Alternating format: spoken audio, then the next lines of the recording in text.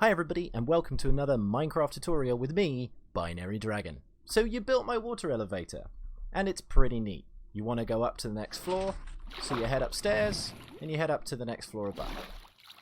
You do your stuff up here and wait, you want to go upstairs, but in order to go upstairs you're going to have to go back downstairs, walk onto this pressure plate and then zoom back up. Which, I suppose, for some people, is fine. But for me, it's not enough. So today, I'm going to show you how to make it just a little bit better. Let's check it out. What if you were on that upper floor and you could just seamlessly pop out a piece of soul sand and go upstairs instead? Wouldn't that be nice? Yeah, I'm going to show you how to make it today. Let's have a quick look at these circuits, shall we? We've got our blue circuit right here, which is the double piston extender circuit. We've got our hide piston circuit right here, this yellow one. The activation circuit, which is green, and the timer right here, which is also variable, just like my first design, which you can check out on a link that hopefully I remember to put on the screen right now. Okay, so let's talk about the resources needed to build this thing. Everything you need is in this chest. Now over here, this is to represent some building blocks so that you can make sure that your build is watertight. You'll need 2 stairs for each floor. So for each one of these modules, you'll need 2 stairs, some water sources, and some fences I'm using to make sure that the water doesn't pour everywhere. You could use signs if you wanted to. I prefer using fences. Now our first circuit is the blue circuit, our double piston extender. You'll need everything in this shulker box right here. Okay, get to the back of your water elevator and remove the water for now so you don't ruin your redstone. Then we want our soul sand to appear from a block that we're going to place right here. I'm going to place a building block right there and remove that. Then we're going to place our sticky ones, our sticky pistons. They have to go this way, 1 and 2. Take that out. And then on top, you want to place your building blocks, not one there, over here like this, making a little kind of fat C, leaving this space free. The second piston, the one touching the soul sand, has to have an observer on top of it. So you want to place it like that so that the redstone points downwards. Then take a repeater and face it away from the water elevator and set that to 4 ticks, just like that. Then we want redstone here and here and here and here, like that. Taking advantage of, and here too.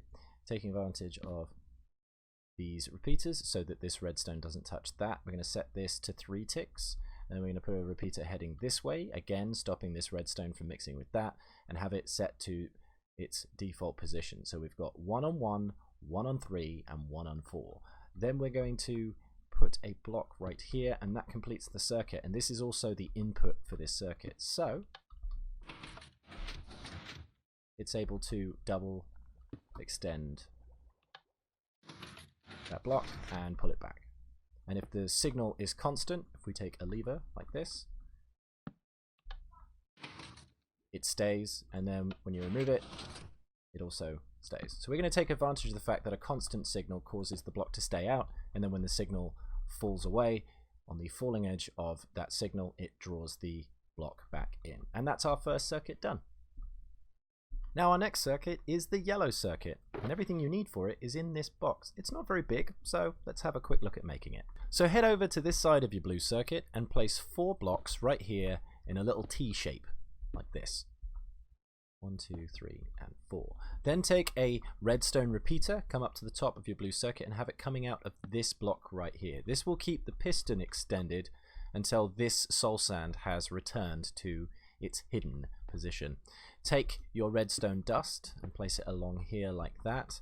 Then take a redstone torch, place it right here, and then head on over here and place a sticky one right here. It's kind of tight in here. Facing this way to create your hide block area. Then place your hide block. I'm using iron because that's what these walls are made of, but you could also use a sea lantern or anything if you've got a decorative style along here. It should be able to hide it pretty neatly. Again, we're trying to make this as flush as possible. Now don't activate it. Don't. Because you'll push all the blocks in the wrong place, because this is no longer the activation block. This is the block that activates the double piston extender. even though it will power this, we're going to stop that from happening in a second. Okay, so the next thing is the next circuit. Our next circuit is our green circuit, and it's a tiny one. 3 blocks, 1 redstone repeater, and 2 little redstone torches. So let's go build it. Head to the back of your contraption and place your first block right here, another one diagonally down like so, and another one diagonally down like so. You want to take a redstone repeater, put it into that block. You want to place this torch first, wait for everything to fire, and then place this torch.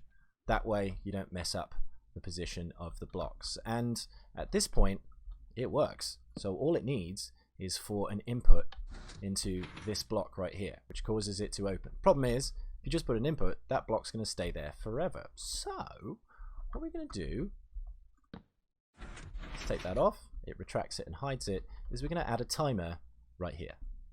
Our final circuit is the magenta circuit, and everything you need to build it is right here. It's our timer, and it is variable. It's a little complicated, but follow along and you should find it really easy.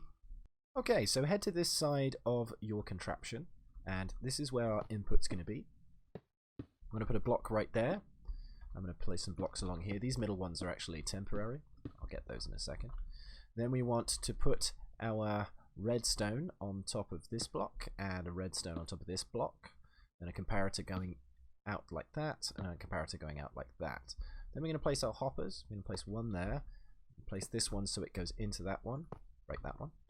Place this one so it goes into that one, so they're facing each other. This texture pack has arrows. I'll put a link to it below in the description. It's called Vanilla Tweaks. Alright, then we're going to take our sticky piston, place it right there, our sticky one, and then we're going to take a regular piston and put it right there like that. Then we're going to take our redstone block, we're going to place it right here, and then you want to place your items inside. You want to take, I'm doing 6, which represents around about 5 seconds.